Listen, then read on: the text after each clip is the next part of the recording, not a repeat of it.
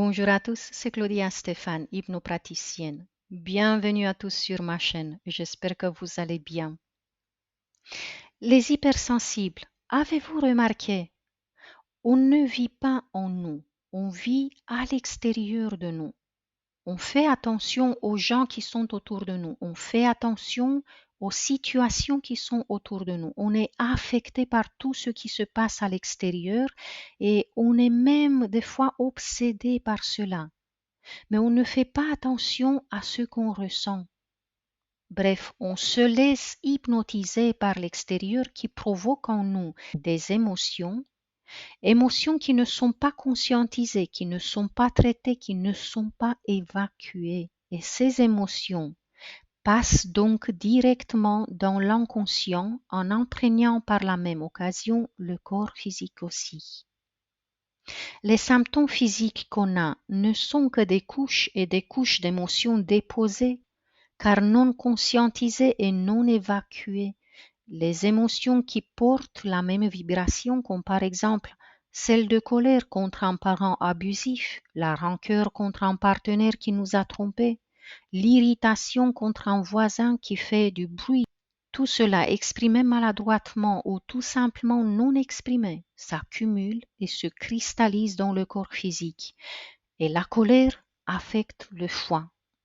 Ensuite, à la colère qui n'a jamais été traitée et libérée se rajoute une autre couche et encore une autre, jusqu'à ce que cela devienne concret, manifeste dans le plan matériel sous forme de douleur ou de maladie. Et lorsqu'une petite contrariété arrive dans votre vie, ça vous est sans doute arrivé de vous mettre hors de vous sans comprendre la raison de cet orage émotionnel. Vous avez pu même culpabiliser et vous vous êtes jugé durement pour ces explosions de rage. Il ne s'agit pas d'avoir un mauvais caractère, c'est juste que cette petite contrariété appuie sur la grosse poche de colère qui s'est accumulée comme le pu. C'est la même chose pour toutes les émotions de peur, par exemple, qui ne sont pas éliminées et qui se cristallisent au niveau des reins. Mais la bonne nouvelle est que le processus est réversible. Par contre, sommes-nous prêts à le suivre? Car ça nous sort complètement de notre zone de confort et nécessite de faire ce qu'on n'a pas fait jusqu'ici.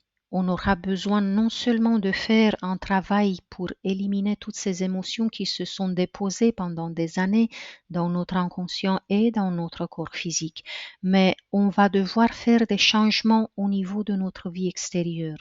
Arrêter des relations qui nous ont empoisonnés, arrêter aussi des comportements qui nous nuisent. Il faut aussi nous éloigner des situations toxiques et peut-être le plus difficile à faire et qui n'est accepté que par une petite poignée de personnes, alors que c'est essentiel, c'est de suivre le processus de nettoyage de nos pensées. Pourquoi cela est si important?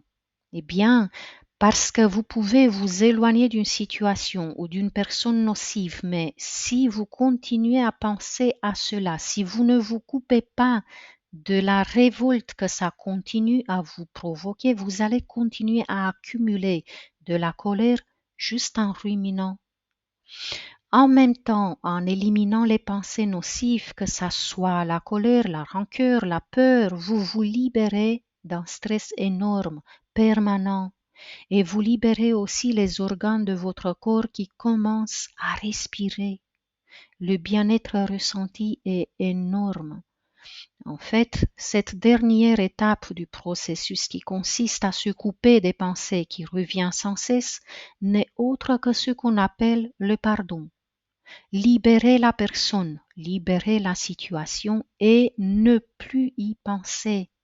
C'est cela la phase finale du processus qui nous apporte enfin la délivrance.